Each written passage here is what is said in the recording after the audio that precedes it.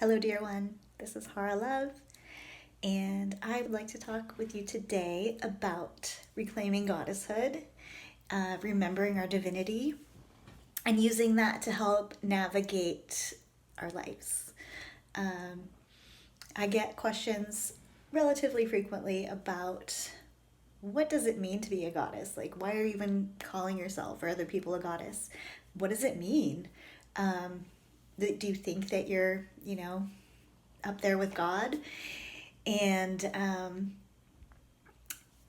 how I perceive it is that reclaiming goddesshood is really about embracing the incarnation of the goddess in all her forms within us, within our human body temples. And what that looks like for me personally may be different from what that looks like for other women and other priestesses and people that have a strong connection with goddess energy. But embracing that aspect of ourself, or the many aspects of ourself that are either connected with the goddess or are actually incarnating her energy, drawing it down into our bodies. Residing in that space can make a huge difference in our life. So often as modern women, we are just run down and burnt out, and we're constantly pushing and not giving our body as much love and attention as she needs. And so as we're reclaiming goddesshood, we can begin to treat our body as the vessel for the goddess, as a temple for her divine energy, as well as the divine flow of the universe, the more masculine energy typical of gods and kings. And as women, we have the choice to either stay strongly connected to our feminine energy or to allow a union of masculine and feminine within. And men have that option as well. It just depends on our intention. So our intention with reclaiming goddesshood is to really draw our fractured pieces of our soul back into our body.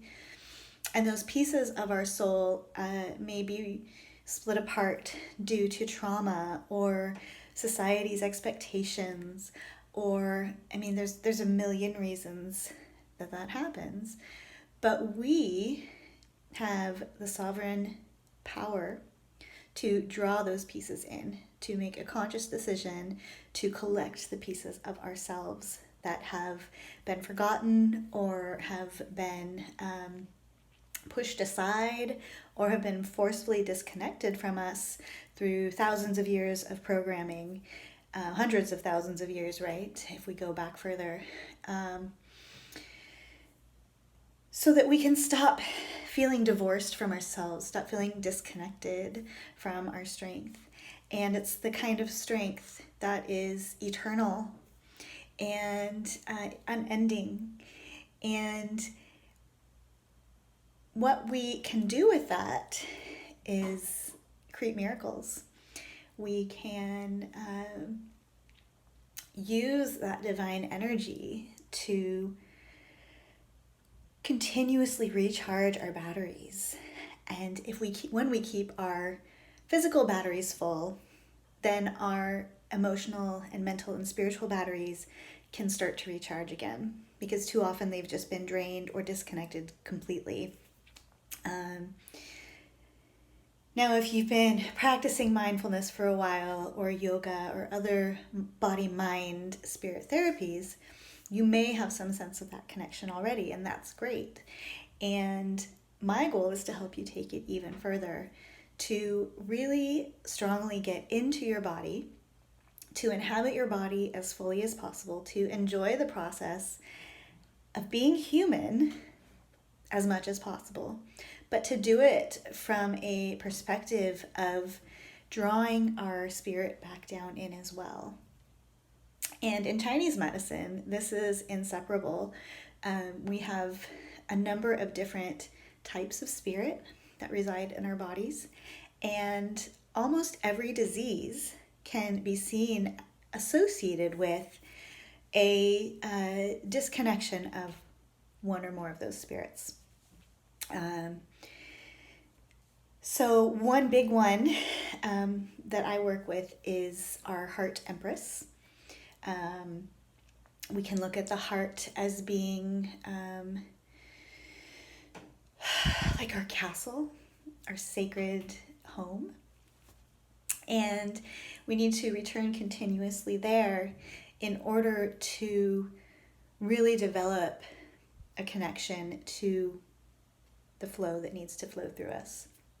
For women as well, our womb space is a very potent temple that when we really deeply are able to send our awareness there and connect it with our heart and circulate that energy through our bodies, then we have a almost natural and often supernatural ability to magnetize our desires.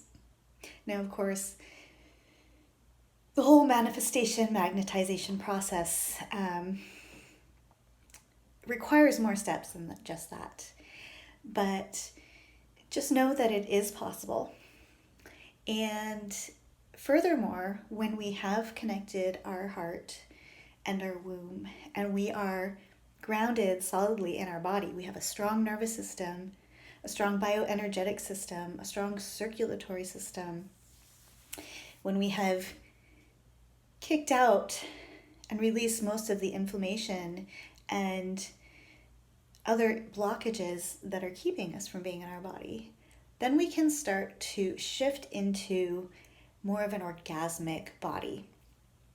An orgasmic body is essentially goddesshood, because the energy of Goddess Earth is very orgasmic. She contracts and expands almost continuously. And the energy of the universal flow, of divine flow, the masculine energy, is also very strongly orgasmic. And when you unite the two in your body, you can learn to create many types of orgasm, not just sexual and not just genital, but to create orgasm anywhere in the body, any muscle in the body, to create mental and emotional orgasm, to create spiritual orgasm, and to use the energy, that orgasmic energy, to help magnetize your desires even more solidly. And it's a beautiful process. So it's a win-win situation. We get to feel good in our bodies. We get to embrace pleasure. We get to draw down our spirit and our goddesshood or godhood into our bodies and use that to keep spiraling upwards into the life of our dreams. Now, don't get me wrong, it sounds tricky, but although there are many steps, it is a rather clear-cut process. And as you move through those steps and you spiral deeper into the process, it gets easier and more joyful. And as we gain clarity and inner strength, our inner fire, our inner passion, then things can happen that seem almost miraculous. That's everything from little daily occurrences, which we start to see the beauty and the miracle within them, to major life-changing events that maybe we have dreamt about for a long time or have a very strong connection to, but haven't really worked out with ease and grace. So as we shift into goddesshood, into our orgasmic bodies, and we can call even more strongly on whatever goddess filter we need, whether that is just the divine feminine, whether it's a specific archetype like Kali for righteous rage, or like Venus for self-love and beauty, we can call upon these goddess energies to support us in that process. So it becomes something both outside of ourselves and within ourselves. And I think when you can combine those two things, the within and the without, it makes the process so much easier. And it's not that I think the goddess is coming to me because I'm special, or to anyone else because they're special, but that she's ready, willing, and able to come to us if we are sincere in our desires to use her passion and use her energy for the good of humankind. And so thinking about, what would I do if I had the ultimate power of the universe behind me? Because you do, can be a great way to start the process. So, if you already do envisioning and manifestation work, you may have some ideas already, but getting really crystal clear on what your heart mission is and what your gifts are and what you would like to develop yourself into. And then getting in your body through sacred self-care practices, through sacred sexuality and orgasmic health practices, through magic, mindset, magnetization practices. When we cover all of these areas, when we get it on all of these levels, it's almost inevitable that we will be able to maintain a connection to this miraculous energy, to this orgasmic, blissful, joyful energy. And that makes it sound like it's all love and light and joy. And in one sense it is. But really, the process is about allowing flow. And to allow continuous flow through your body, you have to be able to process emotions. And you have to be able to recognize limitations that you have placed on yourself or that others have placed on you and you've accepted. And that really, to even be able to gain clarity about what you want, those are necessary.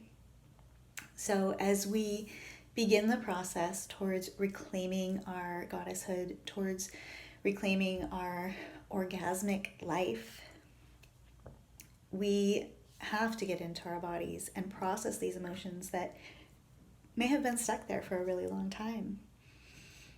The beauty is that even though some emotions seem very heavy and overwhelming, when we get them moving, they actually often will quickly turn into joy. And that's just because your energy starts moving again and you can start feeling. And sometimes it takes a little while, and sometimes you have to work through layers before you really start to move deeper into that joy. But it will happen. Sometimes we need support, sometimes we need therapy, or sometimes we need holistic practitioners to support our process. And that's what we're here for. We focus primarily on deeply healing the body and removing blockages, but also on processing emotions that come up as we're doing that, and releasing thoughts that don't serve us as we're doing that, and reconnecting with the goddess so that she knows that our body, that our vessel, that our temple is devoted to her, and we take care of it as such. So that is the essence of the Radiant Goddess Academy and Orgasmic Health and Reclaiming Goddesshood. If you have any questions, let me know. I'm happy to answer. I'll be posting more videos. I'm trying to get at least one done a day as we start to release our courses. We have many coming up over the next months, and they are all really focused on embracing a sacred, holistic, and empowered life. Whether you just want to focus on your body, or you prefer to focus on spirit, or you want to do it all. So message me if you have any questions or post below, and I will get back to you. Blessings.